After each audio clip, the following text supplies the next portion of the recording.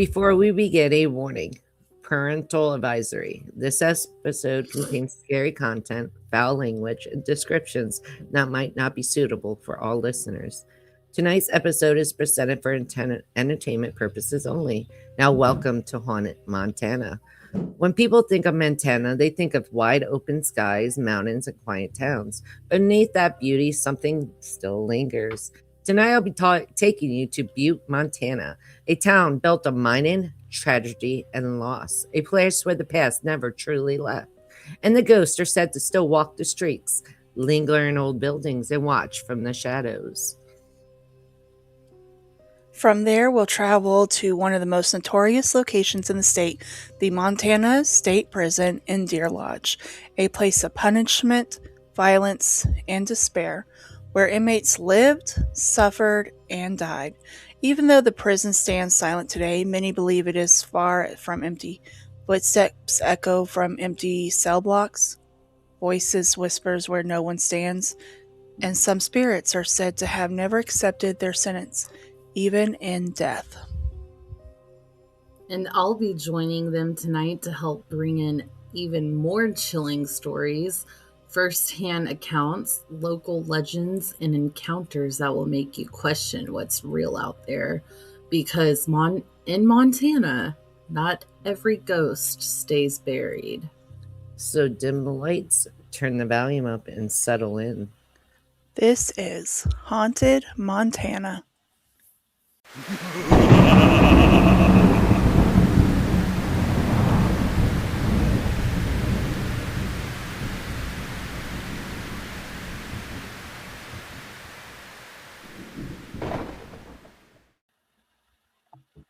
I'm doing Butte, Montana. I'm going to give a little mining history. Then I'm going to go into the ghost story. The gold rush of 1860 brought thousands to Montana, especially to the southwest region. Miners flooded the area with discovery of gold at Grasshopper Creek. In 1862, before heading northwest towards Alder area and the development of the 14th mile city, which spanned from Alder to Summit, with Virginia City and Nevada City settled in the middle. As claims became overrun, miners struck out on other parts in the regions. That being said, let's get into where does the name Ghosts of the Devil's Perch come from? When it comes to Butte, Montana, is most referred to as the richest hill on the earth. This name was given to the area by Marcus Daly, one of the infamous copper kings, who had vision to establish a smeltering larger than any area had built, as the Anaconda copper mine and smelter. I guess it's smelter. I'm sorry. When the richest hill on earth was living up to his name, thousands of miners were attracted to the area. With such large populations, there was no shortage of activity occurring throughout the city. The alcohol flowed, and Butte's red light district was booming. We all know what that means. Brothels, gambling, gunfights. The Old West meets Montana. It was lawless, by the way. The town was described as a smoke-ridden red light district. Yeah. While some were getting rich, many passed. And the moniker instead referred to Butte as a perch of the devil. People went there for riches, but never left the hollers and never left the coal mines. Let's keep that. The glass... Oh, you're going to make fun of me, this word. Oh, Jesus. Butte? Glass cock. Beep, censor. Parental advisory. Beep, beep, beep. It is glass. Whatever. Notes in the world of I could go 100 miles an hour with this. Of the Copper Kings, easy money makes a wild town. That being said, in the saloons and in the brothel, a lot had passed in one way or another. Some stayed. Some of the areas throughout this series, they have a whole series, by the way, on this. Notorious hauntings in Butte, the Axeman, you'll see in the Cabbage Patch. All the remains of a shanty town that was once Butte's poorest neighborhoods. It was actually known as the Cabbage Patch. A lot of, Like the unsolved, Cabbage Patch Kids? yeah, but because they had cabbage growing there, they called it Cabbage Patch.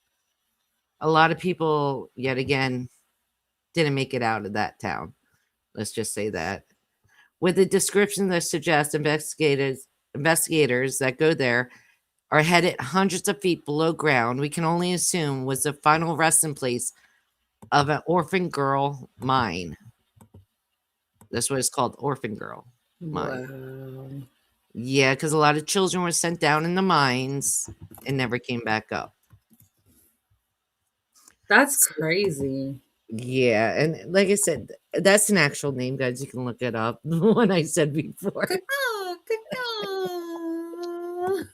What's crazy is they have everything from the lady in white that's said to be haunting that place to the brothel, the women that succumb to some stuff. And then you have the gunfighters, and then you got the gamblers, and then you got the miners. All them spirits in one town. Yes. Sounds like a wrestling good time. Mhm. Yeah. I told Sorry, I you. had to move you to the parental advisory box. It's the word, I swear to you. I believe you. I'm just like, we're just gonna move her over here. Make me sound bad. I swear. I'm just kidding. But that's Butte, Montana. If you ever get a chance, definitely check out the mining town. They have a lot of ghost stories. A lot of people passed. A lot of things happen in that town. The Old West Yeah. type of thing. They have more spooky shenanigans in the Old West than I think they do nowadays. Oh yeah, for sure. Just getting them on record. Yes. Yeah. And that's why they invite any investigating team to come. Mm-hmm. They do. All right, so I'm taking you to the old Montana State Prison in Deer Lodge. This is reported haunting due to brutal history featuring harsh conditions, overcrowding, solitary confinement in the hole, and a deadly 1959 riot where inmates fought guards, leading to deaths and significant tension that some believe left just left energies. Right, anything's in the energies. And that leaves it with like visitors and paranormal investigators.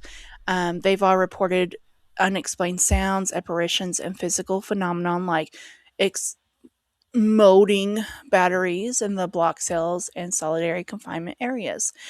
Yeah, it's like you have to places you have to really be careful with your wording, and then others are like, yeah, whatever.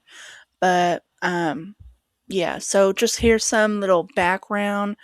So again, there was a violent riot 1959, and that major riot erupted due to poor conditions, leading to violence, deaths, and lasting traumas, with some claiming spirits of inmates and guards remaining. Yeah, I would be upset too.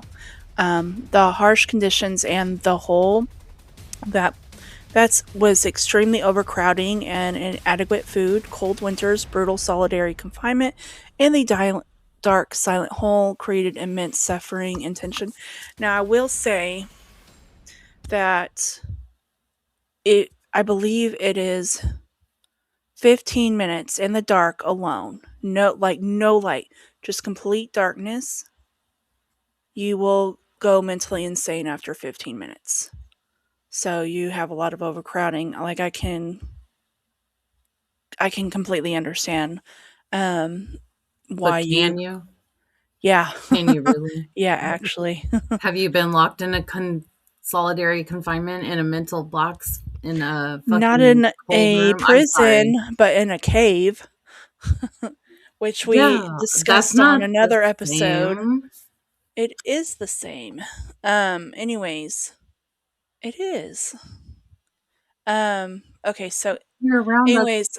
anyways, inmates built their own cells, embedding their struggles into very structure, adding the oppression atmosphere. Notable figures, inmates like Turkey Pete, who became and an eccentric entrepreneur and figures connected to the riot are often subjects of the paranormal interest. Earthquake damage. A later earthquake damaged the prison, adding to the decay and eerie ambience before it closed in 1979, and that's also contributing to the haunted reputation. Now, what was reported was there was piano music from an unoccupied piano, unexplained clapping, and unexplained noises in empty cells. Visuals, apparitions, and shadowy figures include sticks, figures on walls, or clothing. Um, there was also spontaneous exploding from camera batteries, acid like fizzing, and unexplained cold spots.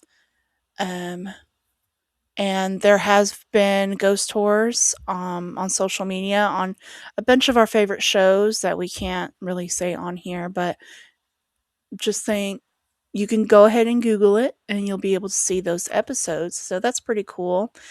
And yeah, and if you're ever going to go to Montana and you want to see some hauntings, I think this would be a really good place to go.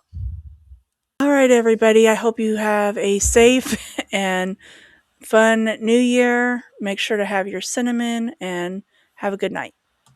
Blessed be and be kind.